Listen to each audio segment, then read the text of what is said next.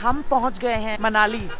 बड़ा ही impromptu plan था, बस परसों रात को ये हमारे दोस्त हैं, हमारे साथी हैं फ़िलहाल, मनीष। तो हुआ यूँ कि फ्राइडे नाइट हम निकल पड़े, जो थी कल की रात, और आज है शनिवार, करीब सुबह के 11 बज रहे हैं और हम पहुंच चुके हैं मनाली का जो बस स्टैंड है, मेन बस स्टैंड।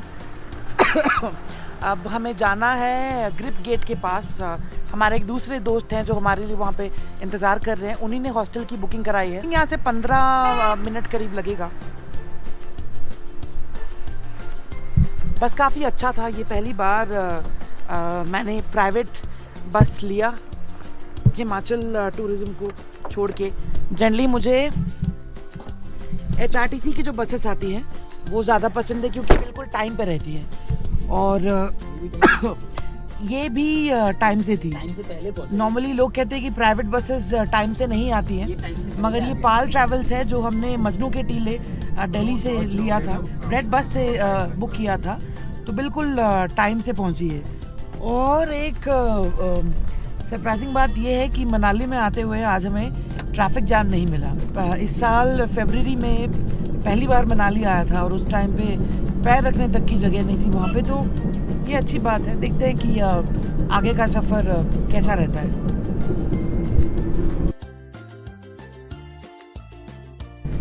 हम टैक्सी हमने ले लिया है और 150 रुपये, पहले 200 मांग रहे थे, मगर यहाँ के रेट से काफ़ी वाकिफ़ हूँ मैं, कि पहली बार नहीं है। तो अभी शायद हम लोग बाइक या टैक्सी कुछ लेके रोहतांग पास जाएंगे।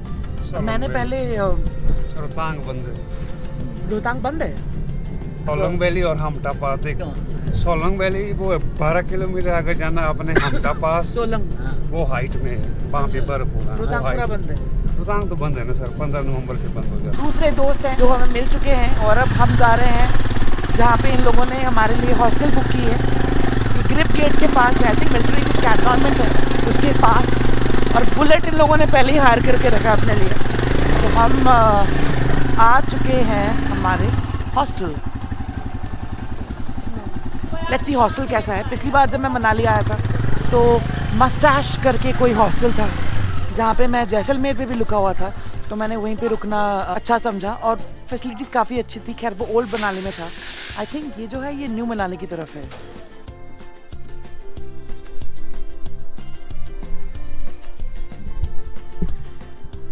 हम चेक इन कर चुके हैं हॉस्टल में। ये हॉस्टेलर करके एक हॉस्टल है, अच्छा है। मैंने थोड़ा और एक्सपेक्टेशन हाई था, क्योंकि मनाली में बहुत अच्छे अच्छे हॉस्टल्स मिलते हैं।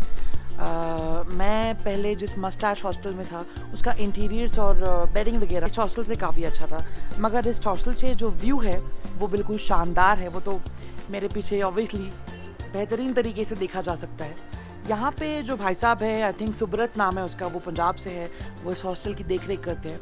मैं जैसे आया उन्होंने कहा कि भैया आप बिल्कुल टॉप फ्लोर वाला रूम लीजिए, वहाँ से व्लॉग बनाते हैं ना यूट्यूब के लिए, तो व्यू बड़ा अच्छा आएगा। तो ये बात मुझे बड़ी अच्छी लगी इनकी।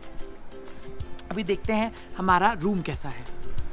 मैं पहले ऑलरेडी एक चक्कर लगा के अपना सामान जो है वो रख दिया था मैंने अंदर। मनीष ये कपड़े उतार के अभी ये तैयार हो रहा है, ये नहाएगा। और ये है हमारे बेड्स इस तरफ। ये नीचे वाला मैंने अपने लिए ले लिया है, एंड ये ऊपर मनीष का, और ये हमारे दूसरे दोस्त जो भाई साहब है वो यहाँ रुकेंगे। और कमरे के अंदर से भी शानदार नज़ारा। रोहतांग पास जो है वो तो फ़िलहाल बंद है, रोहतांग टॉप तक जाया नहीं जा सकता। मुझे खैर इतना कोई एक्साइटमेंट था भी नहीं, क्योंकि मैंने 1-2 बार देखा हुआ रोहतांग पास।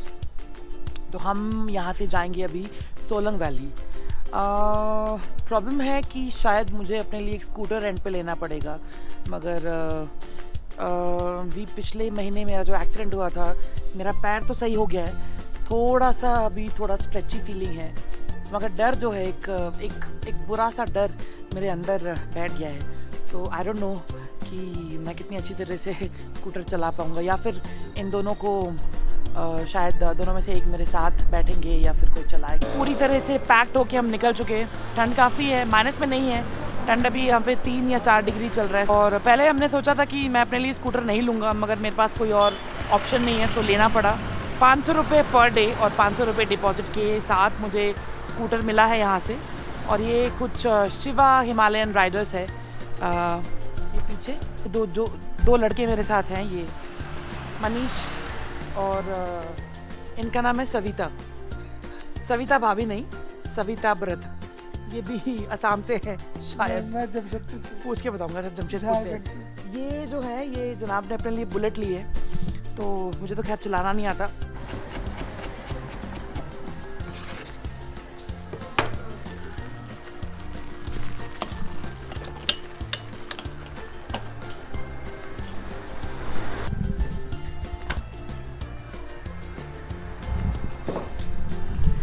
मेरे दोस्त दोनों भुक्खड़, वो खाने पे टूट पड़े ऑलरेडी। कैसा लग रहा है मनीष खाना? बहुत अच्छा है। बहुत अच्छा है। शानदार। बहुत ही उम्दा, बहुत ज़्यादा स्वादिष्ट। ऐसा खाना ये रोड साइड ढाबों पे मिलेगा, किसी भी रेस्टोरेंट में नहीं अच्छा नहीं मिलेगा। मिलता। घर पे डेफिनेटली मिल सकता है। और ये है नूडल्स गर्मा गर्म। वाई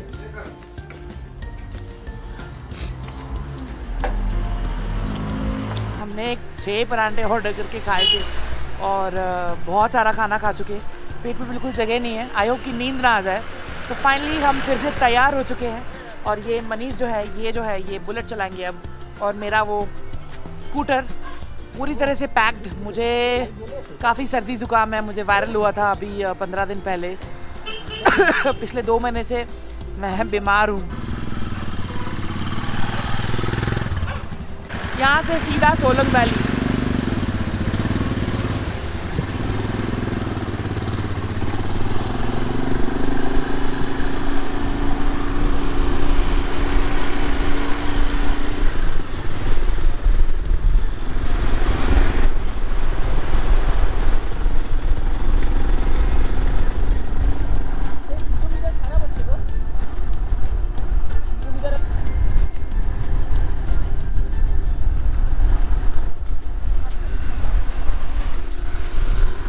हम आ चुके हैं ये सोलंग वैली और यहीं से रोहतांग पास का रास्ता जो है उसका जो नाका है वो भी यहीं पे है। और यहाँ पे लिखा हुआ है कि प्रोजेक्ट बन रहा है रोहतांग टनल। हम अभी थोड़ी देर पहले आगे जाने की कोशिश कर रहे थे तो स्कूटर को इन लोगों ने रोक दिया और कहा तो आगे नहीं जा सकते। तो और बड़े प्यार से आर्मी वाले यहाँ पे थोड़ी देर पहले एक ट्रक गुजर रही थी, उन लोगों ने भी मुस्कुरा के हाथ हिलाया, पूछे कि पंजाबी में कि आप कहाँ से हैं। तो हमने कहा कि दिल्ली से। तो पूछ रहे थे दिल्ली में ठंड पड़ गई है। उनसे अच्छी बातचीत हो गई। लोगों ने मुझे कहा कि अब आगे ऐसे नहीं जा सकते, जो लोग काम करते हैं सिर्फ वही जा सकते हैं। ये मेरे पीछे ये चेक पॉइंट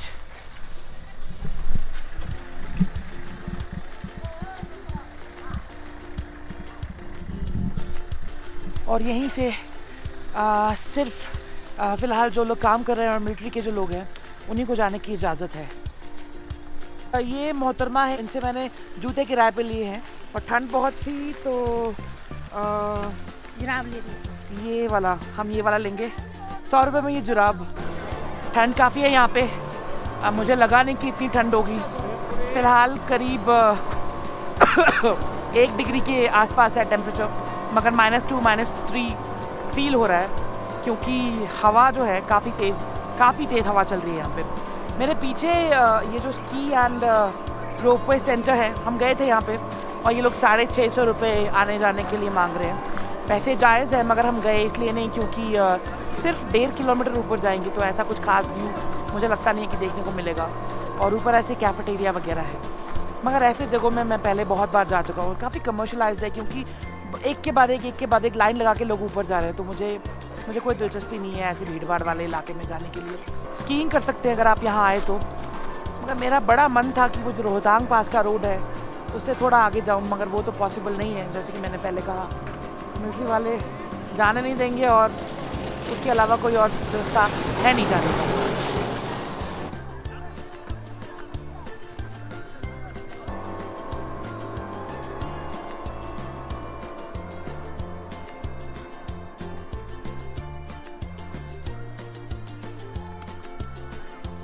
बर्फ़ अभी पिघल के कुछ एकदम आइस बन चुका है और कहीं पे कीचड़, तो चलने में काफ़ी दिक्कत आ रही है।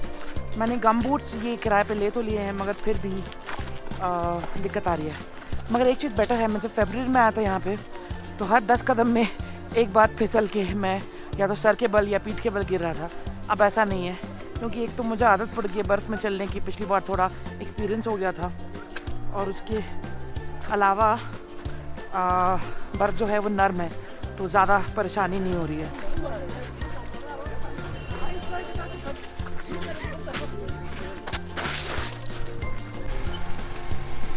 तो ये जो दो दोस्त है हमारे, इन्होंने अपनी बाइक जो है वो नीचे रख दी थी, तो एक ही बाइक में स्कूटी में हम तीनों सवार होके जा रहे हैं। रास्ते में बहुत बर्फ जमी हुई है, पानी है, कीचड़ है, फिसलन भी बहुत ज़्यादा है, तो बहुत संभाल के जाना पड़ रहा है।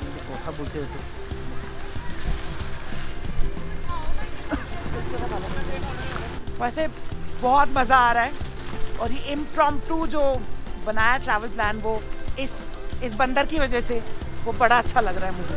और मुझे लगा कि मुझे एक्सीडेंट के बाद डर लगेगा स्कूटर चलाने में, डर तो फेंक दिया मैंने खाई में और मैं अपने पुराने फॉर्म में वापस आ गया।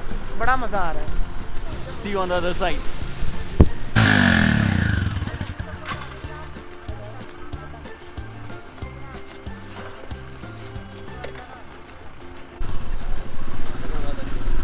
और मनीष का बड़ा शौक है कि उसका कोई अच्छी तरह वीडियो बनाए, तो मैं उल्टा बैठ गया स्कूटर पे।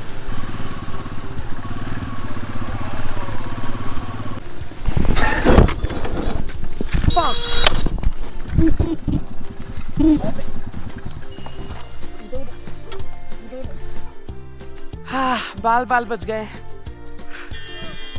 ये शायद कह सकते हैं मेरे डर की वजह से हुआ या किसी और चीज़ की वजह से, मगर प्रैक्टिकली देखा जाए तो इन सड़कों पे इतनी ऊपर हमें बाइक और स्कूटर लेके आना ही नहीं चाहिए था, नीचे से पैदल जाना चाहिए था।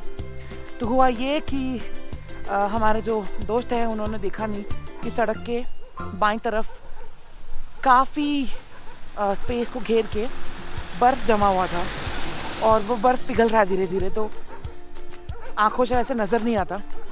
उस पर स्कूटर गया और स्किड, और पीछे से मनीष जो है उसका बाइक भी स्किड हो गया और थैंकफुली वो बिल्कुल मेरे सर के सामने आके रुका। मैंने हेलमेट पहन रखा था और ये दो जैकेट डाल रखा है, तो एक खरोंच तक नहीं आया, मैं किसी को भी नहीं, आराम से यहाँ तक पहुँच गए हैं। अब ये काफ़ी नीचे आ गए हैं, तो करीब 2 किलोमीटर चल के आए हैं।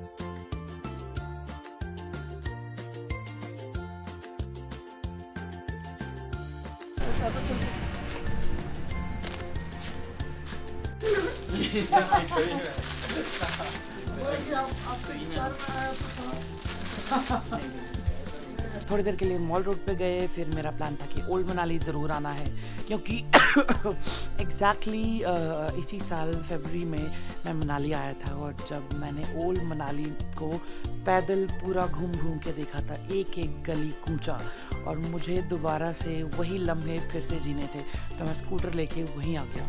अभी फ़िलहाल मनु टेम्पल के पास एकदम एंड पे जहाँ पे गांव ख़त्म होता है वहाँ पे एक कैफ़े है, रॉकीज़ कैफ़े करके, जहाँ पिछली बार मैं करीब 2-2.5 घंटे बैठा था और बहुत अच्छा खाना खाया था।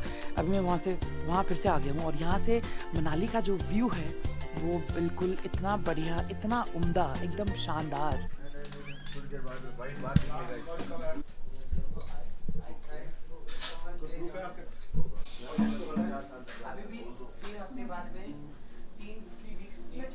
पूरा का पूरा मनाली शहर यहाँ से दिखता है। हल्का फुल्का कुछ खाना हमने थोड़ी देर पहले ऑर्डर किया है और ये है जिंजर एले। इससे बेहतरीन इस सर्दी में कुछ हो ही नहीं सकता। हमेशा की तरह मनीष कंफ्यूज्ड, मगर हमेशा की तरह उसने ये चक्के देखा और फिर वही सेम चीज़ इसने ऑर्डर करी नहीं है। किया, अभी ऑर्डर नहीं किया। नहीं किया, नहीं किया, पर करने का तो यही पूरा इरादा था इसका। इरादा था। रात के खाने का इंतज़ाम अभी तक कुछ नहीं हुआ है और ये लोग यहाँ बैठ के हंस रहे हैं और मुझे कह रहे हैं कि अगर कुछ नहीं हुआ तो आपको खाना बनाना पड़ेगा, जो होने से रहा। 5 दिन लगे तुम्हारा ना। तुप्पा है।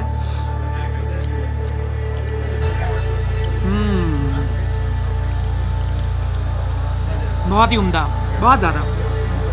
ठंड बहुत ज़्यादा है और मेरी गले की हालत भी कुछ ज़्यादा ठीक नहीं है। ये आई एम श्योर हेल्प करेगा।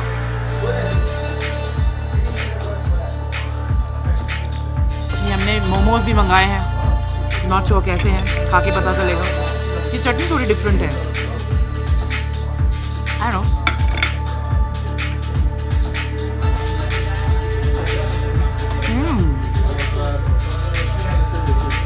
काफ़ी डिफरेंट है। फूल कभी पूरा बोतल नहीं होगा नहीं। चिकन थोड़ा सा हार्ड है, मगर इस मौसम में गरम खाना और मीट मुझे चाहिए था। पानी उनका पानी।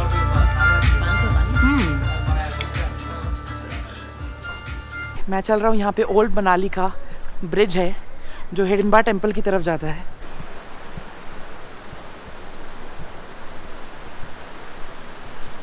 अभी रात के बज रहे हैं करीबन 11:15। हमने जो मीट लाके इनको दिया था भाई साहब को नीचे, अब तक वो नहीं बना पाए। हम नीचे जा रहे हैं देखने के लिए कि वो बना है नहीं बना है, बहुत भूख लगी है। उससे पहले यहाँ के जो मैनेजर साहब हैं उन्होंने कहा कि आप लोगों ने कभी भांग ट्राई किया है, तो ये पनीर से हमने कुछ बनाया है यहाँ का लोकल व्हाटएवर कुछ डाल के। मैं इसको ट्राई करता हूँ।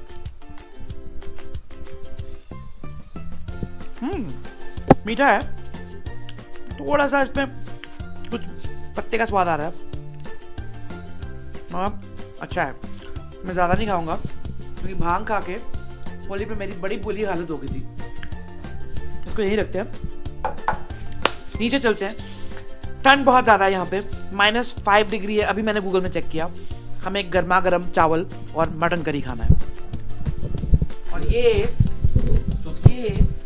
सविता बस सोए जा रहा है, कब से सो रहा है, पता नहीं इस ट्रिप में ये घूमने आया है या सोने आया है। हम नीचे चलते हैं, ये शायद तभी उठ के आएगा कि हमें जब इसको बताएंगे कि खाना रेडी हो गया है। तो नीचे चलते हैं और देखते हैं कि खाना बना है या नहीं। ठंड बहुत ज़्यादा है इसलिए क्योंकि हवा बहुत तेज़ चल रही है। सुबह से चल रही है मगर शाम होते होते हवा और ज़्यादा तेज़ चलने लगी है। तो इसलिए आई थिंक टेम्परेचर जितना नहीं है उससे डबल ठंड लग रही है। -5 में लगता है कि -10 डिग्री सेल्सियस है।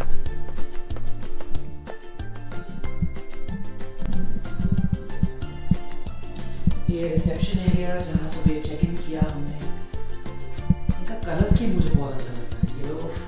और ये है एक लाउंज एरिया, बहुत अच्छी तरह से सजाया है इन लोगों ने इसको।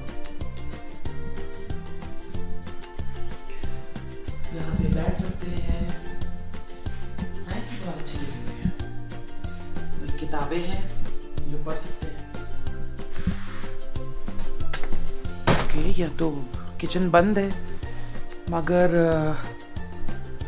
यहाँ पे कुछ चढ़ा तो हुआ है, पता नहीं क्या है। ये है इस हॉस्टल का किचन।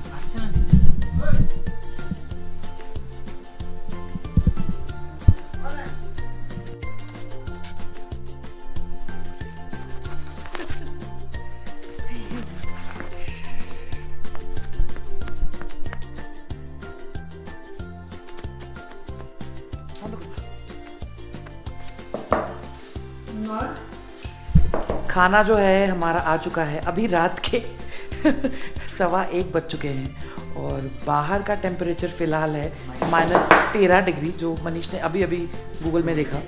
और ये भाई साहब हैं जिन्होंने बड़े प्यार से इतनी रात को भी खाना बना के हमें सर्व किया है। आपका नाम? मेरा नाम वीरू है। वीरू, इनका नाम वीरू है, ये यहीं से है। और ये लोग कह रहे हैं खाना काफ़ी स्वादिष्ट बना है। तो चावल है, एकदम गरम गरम चावल, मटन करी और मटन करी। इनफैक्ट मैं मनीष को ही काफ़ी दिन से कह रहा था कि आई थिंक मैंने इसको थर्सडे नाइट को फ़ोन ही इसलिए किया था कि बोलने के लिए कि मेरे लिए मटन करी बना, मैं आऊँगा तेरे घर और खाऊँगा। और ये ट्रिप प्लान हो गया और यहीं पे हम सब मटन करी खा रहे हैं। खुशबू तो बहुत अच्छी आ रही है इससे। लेट्स सी इसका स्वाद कैसा है। अभी जब मैंने हाथ धोने के लिए टैप ऑन किया था, मेरा हाथ जम गया पूरी तरह से। फिर फाइनली खौलते हुए गर्म पानी से मैंने अपना हाथ धोया और मुझे पता भी नहीं चला कि पानी कितना गर्म है। इतनी ठंड में इतना गरम गरम मटन करी और चावल, हमें और कुछ नहीं चाहिए इस वक्त। मैं चख के बताता हूँ कि भाई साहब ने बनाया कैसे।